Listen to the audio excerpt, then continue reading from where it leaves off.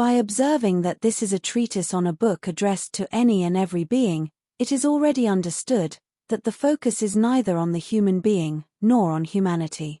One observes the relative relevance of humanity created within the created universe.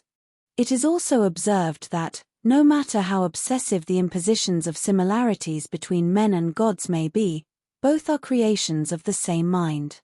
The being, therefore, wanders through any and every body, and through any and every place in the created universe, and can even inhabit a human body, sometimes with a certain degree of autonomy.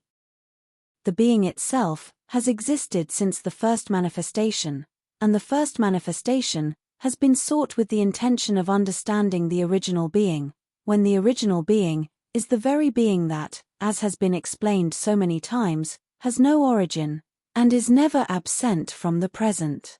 This may seem like a dialogue from madman to madman, with both already indifferent to any condemnation, as they have been condemned, since the first understanding brought by the dialogue with the book.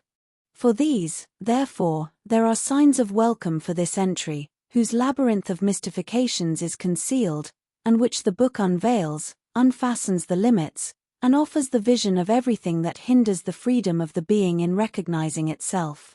It has already been emphasized that the being does not choose, it defines itself, and is the product, the purpose, and the reason for the life that emerges from the being itself. Fury and lack of control are components of a life that can acquire its own autonomy and impose itself upon that to which it is directed. If life does not turn toward itself and align with the origin, it tends to become lost, beginning to create from itself, and without any connection, which contradicts the bonds with what precedes the origin of things. And everything that lacks a connection to the essence is devoid of everything, for presence is alive in the essence. This is what is erroneously and crudely associated with aberrations, for freedom does not reside in these opposites, and they wander, unrecognizable, embedding themselves in the hope of rescue.